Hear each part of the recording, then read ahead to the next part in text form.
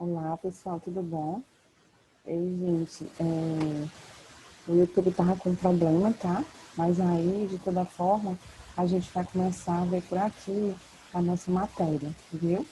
A partir de hoje, a gente vai começar a estudar a unidade 2, tá? E a unidade 2 a gente começa com bens. Então, é importante dizer para vocês que vocês vão encontrar no livro do Flávio Tartucci, tá certo?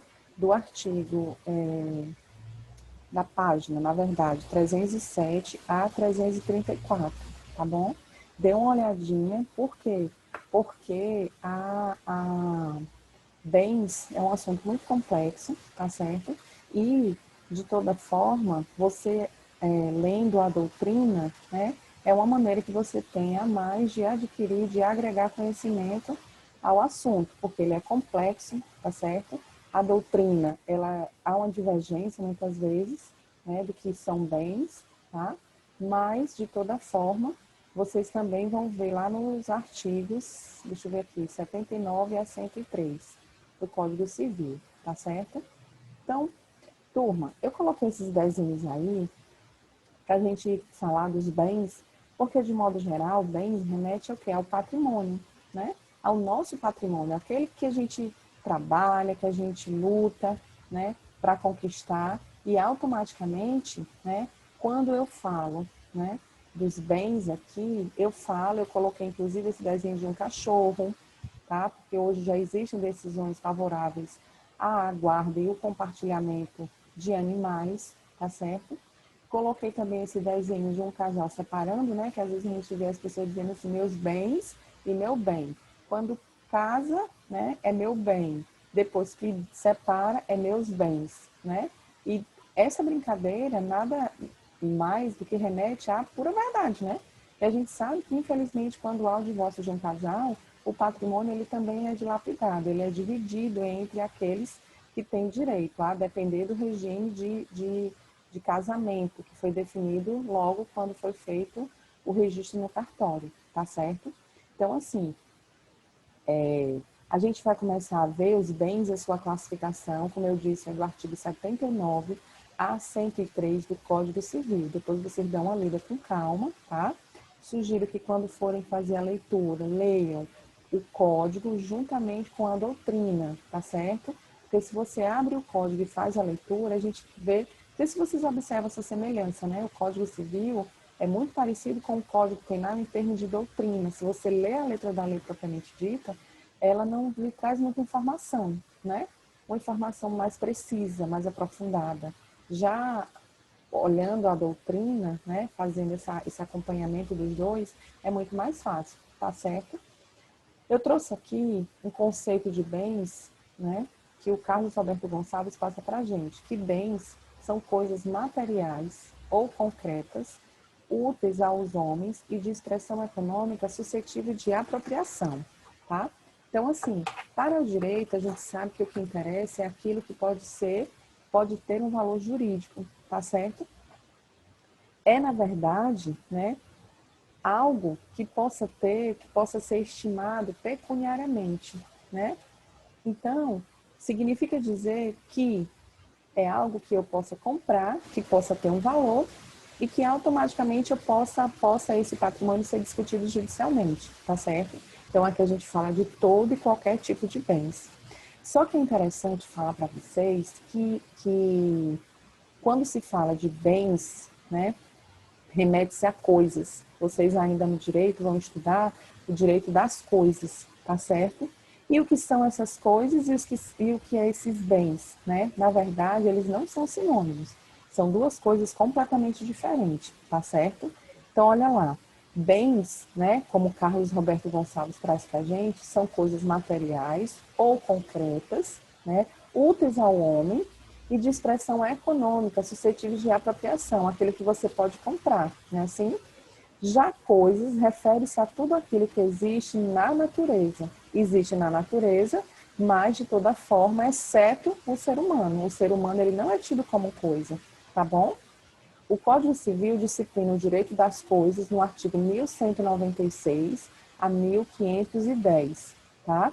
Lá no direito das coisas, que vocês ainda vão estudar, nós vamos estudar posse, direitos reais, propriedade, penhor, hipoteca, tá bom? Portanto, todos os bens são coisas, porém nem todas as coisas são bens, né? Coisas é tudo que não é humano e bens são coisas que interessam, né, ao mundo jurídico e à economia de modo geral, tá certo? Agora, gente, é interessante dizer também que os bens eles podem ser divididos em bens corpóreos e bens incorpóreos, tá? Os bens corpóreos são os bens materiais e tangíveis, e os bens incorpóreos são bens imateriais e intangíveis, tá certo? O patrimônio, na verdade, aí eu coloquei para vocês, ao conjunto de bens pertencentes a um particular, dá-se o nome de patrimônio. Neste, não estão abrangidas as qualidades pessoais do proprietário, embora, por vezes, a lesão a esses bens possa acarretar em direito à indenização, tá certo? E aí a gente sabe, né, que, na verdade, vamos supor, você faz uma compra, né, você compra um carro, tá? E esse carro, na verdade, ele saiu da loja, tudo tranquilo, você verificou, estava tudo bem, né? Mas a loja ficou de, vamos supor, de lhe dar um brinde, né? A loja ficou de lhe dar o som do carro, por exemplo, de brinde, né? Na compra. Só que o tempo foi passando e a loja necessariamente não cumpriu com o combinado, com o acordado, né? Ela não deu esse bem. E aí o que é que acontece? Você vai até a loja, você tenta entrar em acordo com o lojista, né? Requerendo que é seu de direito e o lojista não devolve, não lhe entrega o bem. E aí o que é que você vai fazer? O próximo passo é judicializar. Porque assim, gente, a gente tem que entender o seguinte, eu posso sim ir à justiça, mas antes de entrar com a ação judicial, porque é muito mais oneroso, eu preciso muitas vezes tentar fazer um acordo, né? É o lance da mediação e da conciliação. Eu posso fazer um acordo com aquela empresa que está devendo uma obrigação a ser cumprida comigo, tá?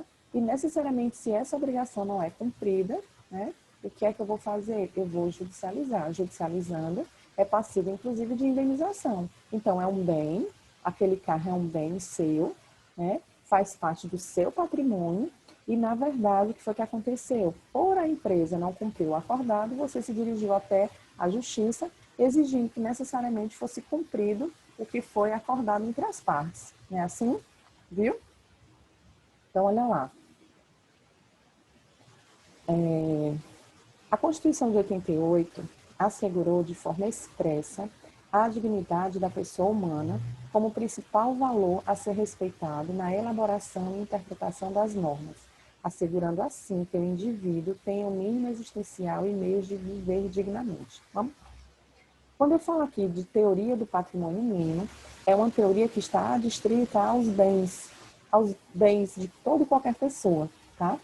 E a Constituição de 88 garantiu, né, o respeito à dignidade ao ser humano, informando o seguinte, que as pessoas devem ter pelo menos o mínimo de um patrimônio, né? Por exemplo, vocês lembram que quando a gente assistia quando era criança, né, os programas do Silvio Santos, e o Silvio Santos, quando as pessoas ganhavam aquele valor, dizia assim, gente, o que é que vocês vão fazer com esse dinheiro? Aí as pessoas rapidinho diziam, eu vou comprar uma casa, eu vou reformar a casa, eu vou dar uma casa de presente. Então, assim, o patrimônio, né, eu estou exemplificando de casa, mas todo e qualquer patrimônio, né? O patrimônio, ele é algo extremamente importante para todos nós. Por isso que nós trabalhamos, que nós estudamos, que nós melhoramos o nosso currículo, para ter um pouco a mais de renda, para poder adquirir bens, né? Para que esses bens possam proporcionar para você e para sua família uma vida mais digna, de conforto, de tranquilidade. Não é assim? Então, o direito constitucional, o direito civil constitucional faz surgir, portanto, uma maior influência da carta política sobre as relações privadas, devendo dar-se uma interpretação e aplicação da legislação privada conforme ditames da lei maior. A lei maior é a Constituição Federal. Pela teoria, surge a necessidade de tutela do Estado, por todas as suas 3 esferas de atuação, sobre o patrimônio mínimo, assecuratório de direitos e valores imprescindíveis à vida digna. Então, assim, a proteção que o Estado dá ao bem maior, vamos lá, ao patrimônio, à sua casa, né? A sua casa, ela não pode ser invadida, né? Isso é um respeito que a lei tem em favor da pessoa humana, tá? Porque a sua casa não é qualquer pessoa que pode invadir a sua casa, a não ser as exceções que a própria lei define, né? Lá no direito penal, que se for para flagrante delito, se for para como é que diz? Para prestar socorro, que está lá no artigo 5º, né? Olha aqui, ó, vamos ver. O artigo 5º, que fala justamente do patrimônio, né? O respeito ao patrimônio. Ó,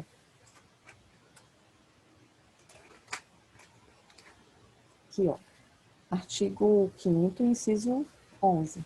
A casa é asilo inviolável do indivíduo, ninguém nela podendo penetrar sem consentimento do morador. Então, ninguém pode entrar na sua casa a não ser que você deixe, que você dê o consentimento, né? Salvo em caso de flagrante delito, né? Ou desastre, ou para prestar socorro, ou durante o dia por determinação judicial. Então, se há, né,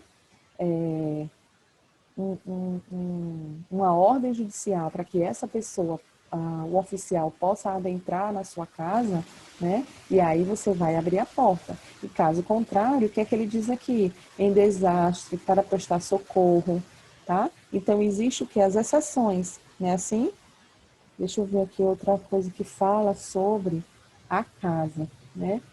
Ele fala justamente sobre a propriedade. Eu não estou achando aqui rápido. Mas tem onde ele diz, né, a defesa que o Estado tem em relação à sua propriedade. Depois eu falo para vocês, eu não estou achando aqui rápido não. Entende? Então, é essa propriedade que o Estado é detentor de guardar essa segurança de cada um de nós. Entende isso? Então, esse patrimônio mínimo, ele não pode ser violado por qualquer pessoa, tá? E a lei define justamente um patrimônio em que as pessoas possam sobreviver de maneira mais tranquila, tá certo? Ó, vamos ver. Vale ressaltar também, gente, que antigamente a Constituição, antes da reforma, né, do Código Civil anterior, não havia também a distinção de bens e coisas, tá? Essa nomenclatura, na verdade, veio através do novo Código Civil, né, em 2002, fazendo essa diferença, porque até então, no passado, não tinha nenhuma diferença, era tanto faz como tanto faz. Coisas e bens era uma coisa só, entende? Viu? Mas hoje, o Código Civil faz essa distinção. Vale salientar também aqui, gente, dizer para vocês acerca dos animais, né? Os animais, na verdade, eles são considerados bens semoventes, que são bens móveis que têm movimento próprio, né? A gente até comentou sobre isso em outras aulas, sabe? E hoje o Código Civil traz os animais como coisas. Para o Código Civil, os animais são coisas. No entanto, há no Senado Federal um projeto de lei de número 351 de 2015, em que afirma que os animais não são coisas e que deverão ser remetidos a tratamento em legislação específica. Ou seja, da mesma forma que nós temos a legislação específica do meio ambiente, para os animais deverá haver uma legislação específica também, tá? Porque hoje eles são remetidos como coisas de acordo com o artigo 82 do Código Civil, certo? Mas o que é que a gente observa? Deixa eu ver até aqui no meu Instagram, né? No Instagram eu coloquei lá a guarda compartilhada de animais. Essa guarda compartilhada de animais, gente, é tão interessante porque, assim, a jurisprudência, de modo geral, ela vem tratando os animais, né, como se, por analogia, como se fossem realmente filhos, né? Porque você cria um vínculo com o animal, certo? Eu já vi decisões que havia uma discussão judicial sobre o papagaio, né? Quem iria ficar com o papagaio, entende? Então, o que é que acontece? Mas isso é no plano da jurisprudência. Não é no plano, na verdade, da legislação, porque a legislação ela não traz, né, essa definição, tá certo? Deixa eu vir aqui para mostrar para vocês. Deixa eu ver se abre aqui.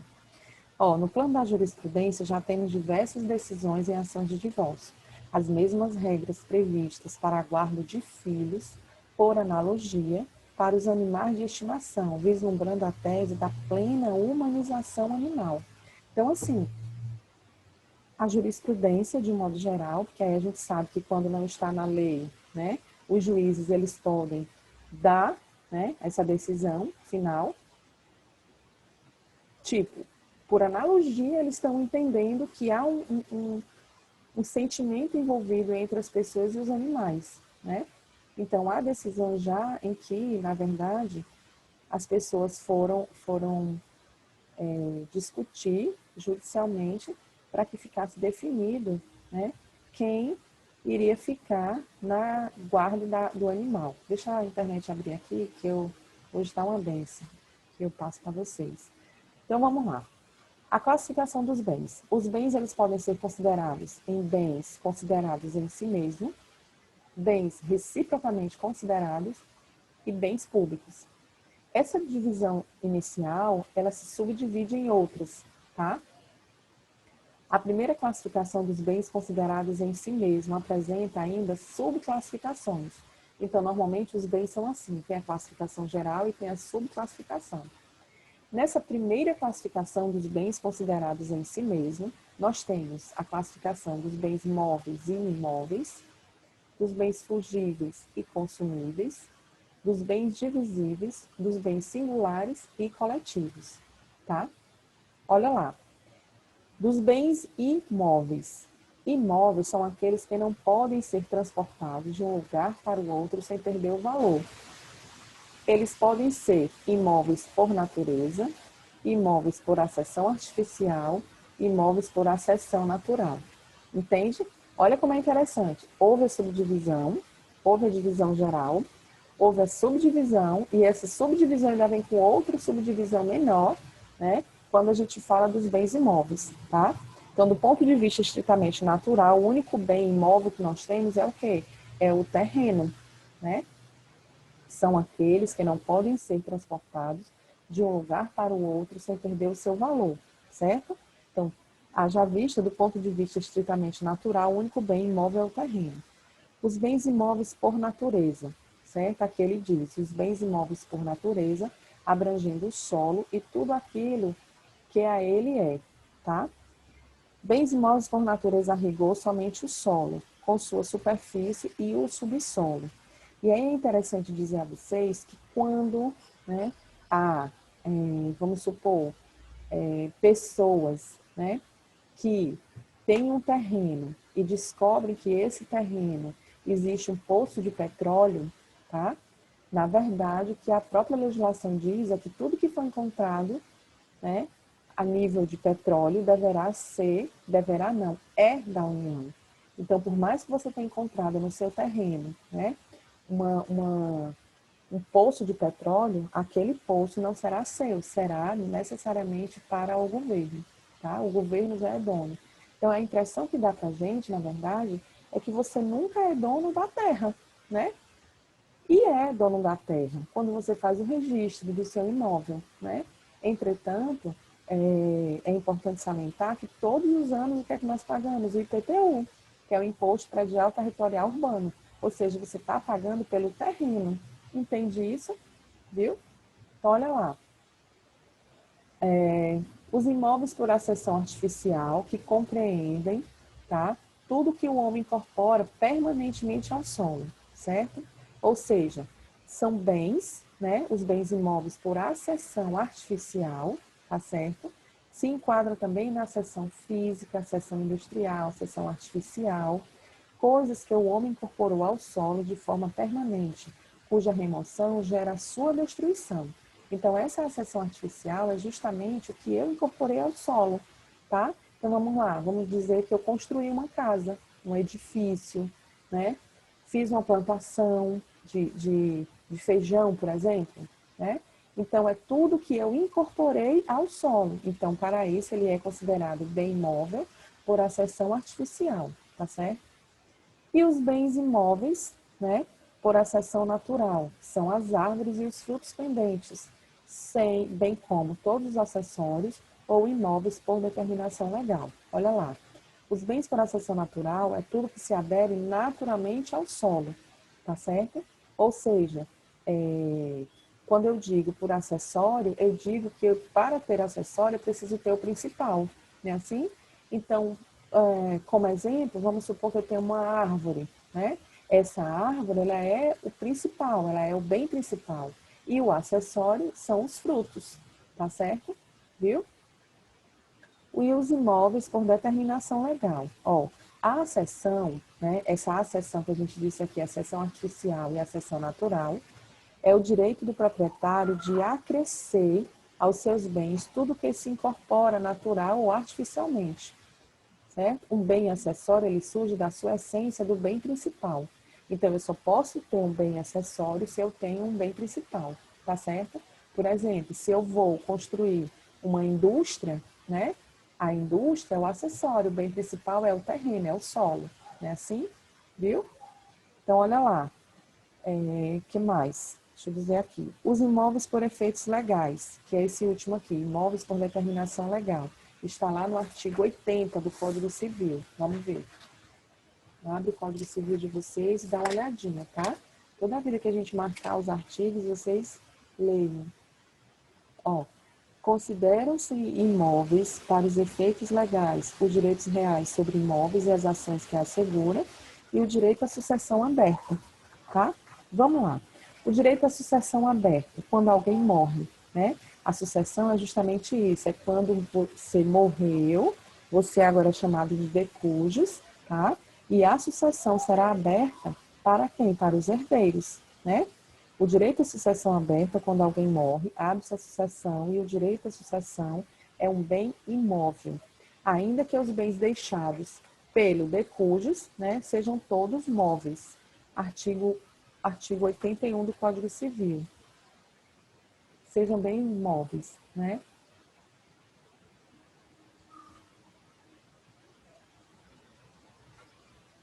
Artigo 80 do Código Civil, não é 81, é o artigo 80.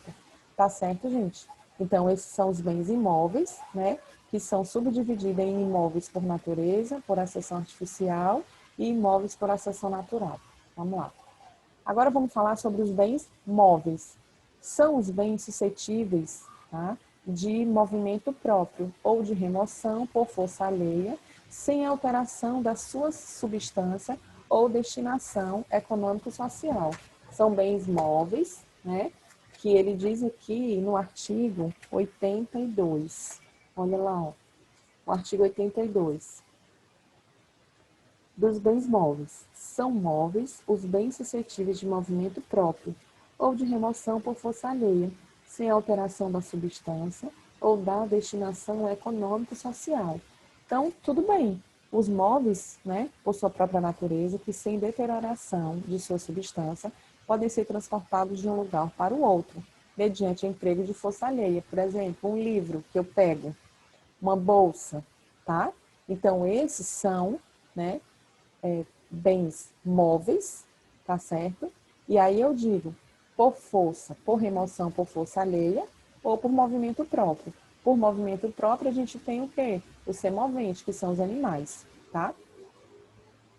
A classificação por sua própria natureza, eu já falei. Agora vamos ver móveis por antecipação. Os móveis por antecipação, embora incorporados ao solo, são destinados a serem destacados e convertidos em móveis, certo? Os móveis, né? Os bens móveis por antecipação são aqueles incorporados e, embora incorporados ao solo, são destinados a serem convertidos e destacados em móveis. Vamos lá. Por exemplo, eu tenho uma árvore, né?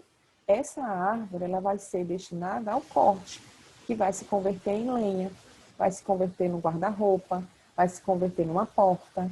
Então, assim, esses móveis por antecipação é justamente esse, que eles foram destinados a serem destacados eles estavam incorporados ao solo e a destinação dele é ser destacado e convertido em outra coisa, né? Em outro bem, nesse caso, tá? Os móveis por determinação legal e semoventes. Os móveis por determinação legal são considerados de natureza mobiliária, certo? Vamos ver, ó. Artigo 83. Ó, considera-se móveis para os efeitos legais. 1. As energias que têm o valor econômico, os direitos reais sobre objetos móveis e as ações correspondentes. E, inciso 3, os direitos pessoais de caráter patrimonial e respectivas ações. Então, vamos lá. O inciso 1, as energias que têm o valor econômico, tá? Apesar de notória relevância econômica da energia elétrica, toda e qualquer forma de energia que tenha valor econômico tem natureza jurídica de bem móvel, certo? Ou seja, tanto faz se a energia é produzida através do vento, se a energia produzida de placas, né? Aquelas placas que as pessoas colocam, né? Ou a energia propriamente dita, tá? Então, teve valor econômico, ela é considerada como bens móveis. Inciso 2, quando ele fala aqui, os direitos reais sobre objetos móveis e as ações correspondentes. Os direitos reais podem incidir tanto sobre os bens móveis quanto os bens imóveis, certo? E esse direito real é o quê? É o direito das coisas, são normas obrigatórias que as pessoas têm que cumprir, tá? O terceiro, os direitos pessoais de caráter patrimonial e respectivas ações. Todo direito pessoal, desde que é de caráter patrimonial, tem a natureza jurídica de bem móvel. Ficam excluídos direitos pessoais inerentes às relações não patrimoniais de família. Então, ó, todo direito pessoal, desde que é de caráter patrimonial, esse caráter patrimonial são obrigações, tá? Tem a natureza jurídica de bem móvel. Todavia, ficam excluídos direitos pessoais inerentes às relações não patrimoniais de famílias, por exemplo, guarda de filho, poder familiar, tá? Todos desprovidos de conteúdo econômico. O que for de conteúdo econômico, na verdade, eles são na categoria do bem móvel, tá certo? E os semoventes? Os semoventes é aqueles que se movem de um lugar para o outro, que tem movimentação própria. Está no artigo 82, ó. São móveis os bens suscetíveis de movimento próprio ou de remoção por força alheia, sem alteração ou substância ou da destinação econômica e social. Tá certo? Essa é a classificação dos bens imóveis e dos bens móveis. Vocês observaram que os bens móveis têm a sua subclassificação e os bens imóveis também. Cada um dentro do seu quadrado, né? Os bens considerados em si mesmos, nós vamos falar agora dos bens fungíveis e dos bens infungíveis. Os bens fungíveis podem ser substituídos por outros da mesma espécie, com a mesma qualidade e quantidade, não sendo verdadeiramente importante a sua identidade concreta. Olha lá o artigo 85. São fungíveis os móveis que podem substituir-se por outros da mesma espécie em qualidade e quantidade. Ou seja, esses bens fungíveis, né, na verdade, ele passa para a gente a ideia, né, de que eles podem ser substituídos. Por exemplo, vamos supor que eu peça à vizinha um pacote de sal, né? E eu vou devolver depois um pacote de sal. Então, assim, é o que ele diz aqui, ó, pode ser substituído por outro da mesma espécie. Vamos supor que eu dei uma qualidade menor e ela me deu uma qualidade menor de um sal, né? Aquele sal do Himalaia, aquele sal rosa, e eu dei o sal branco, entende? E aí ele diz, ó, podem ser substituídos por outro da mesma espécie, com a mesma qualidade e quantidade, não sendo verdadeiramente importante a sua identidade concreta, ou seja, a identidade inicial do que estava do sal. Importante é que você devolva na mesma qualidade e quantidade. Mas se devolver em quantidade melhor, claro que não tem problema nenhum, né? Mas aí a gente pode colocar na categoria de bens fungíveis. E os bens infungíveis não podem ser trocados por outros semelhantes, em detrimento de sua identidade e valor insubstituível. Então, vamos lá. Eu tenho um álbum de casamento, né? E eu entrego a uma pessoa para que essa pessoa possa olhar o álbum e me devolver, entende? Então, ela vai ter que me devolver o mesmo álbum que eu entreguei, né? O quadro da Mona Lisa, o primeiro quadro da Mona Lisa, o único quadro verdadeiramente que existe, que foi pintado, tá?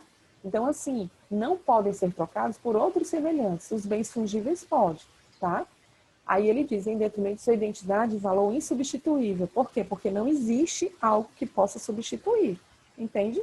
É o álbum do casamento. Eu não vou substituir por outro álbum de casamento. Não é assim? Certo? Os bens consumíveis e os bens inconsumíveis. Ó, os bens consumíveis são os bens móveis, cujo uso importa destruição imediata da própria substância. É como o próprio nome diz, consumível, eu vou consumir, né? São os bens móveis, cujo uso importa destruição imediata. Por exemplo, um alimento, né? Você comprou uma coxinha e foi comer. É um bem consumível, tá? Então, houve a destruição. Você comeu, sumiu, né? Uma tinta de parede. Você compra o galão de tinta, necessariamente você vai pintar a parede. Então, cadê o galão de tinta, né? A tinta que estava foi utilizada, entende? Então, assim, são bens que importa a destruição imediata. Um cigarro, por exemplo, as pessoas fumam o cigarro e automaticamente esse cigarro vai acabar, né? Não tem como você repor o que foi consumido, né? Os bens inconsumíveis, os que podem ser usados continuamente, ou seja, que permitem a utilização contínua sem a destruição da substância. Por exemplo, são os que proporcionam reiterados usos. Por exemplo, roupa, sapato, bolsa, vestido, entende? Então, os bens inconsumíveis são os que podem ser usados continuamente, sem que permita a utilização, ou seja, que permita a utilização contínua, sem a destruição da substância. Então, a roupa, você vai usar a roupa várias vezes e essa roupa não será destruída, não é assim? Ou seja, ela é inconsumível, tá? Inconsumível. Você não é diferente do alimento que você consome imediatamente. Só podem ser tidos como bens divisíveis e indivisíveis, tá? São dois, né? Os bens divisíveis e indivisíveis. Só podem ser tidos como bens divisíveis juridicamente as coisas que possam ser cindidas em partes, sem que percam a sua substância, sem que se reduza o seu valor e sem que o seu uso próprio seja prejudicado. Se faltar alguma dessas características, a coisa é juridicamente tida como indivisível. Então, olha lá. Bem indivisível, por exemplo, a água, o ouro, né? Olha lá, o artigo 87, ó. Bens divisíveis são os que se podem fracionar sem alteração na sua substância, diminuição considerável.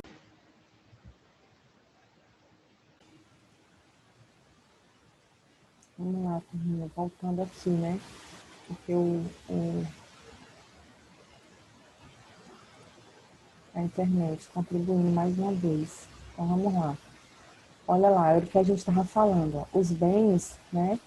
Os bens divisíveis juridicamente, as coisas que podem ser cindidas em partes, sem que percam a sua substância, sem que se reduza o seu valor, sem que o uso próprio seja prejudicado. Se faltar alguma dessas características, ela é na classificação do bem indivisível. Então, assim, a água, né? A água, se você utiliza a água, na verdade, ela não vai perder o seu valor de água. Não é assim? Viu?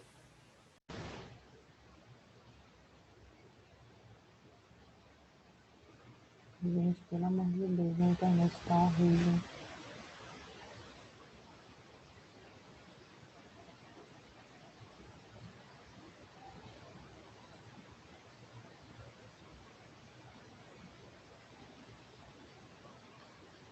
Aqui. Olha lá. Ó. Então, os bens divisíveis, por outro lado, caracterizam-se pelo fracionamento, né? Resultar em sua desvalia econômica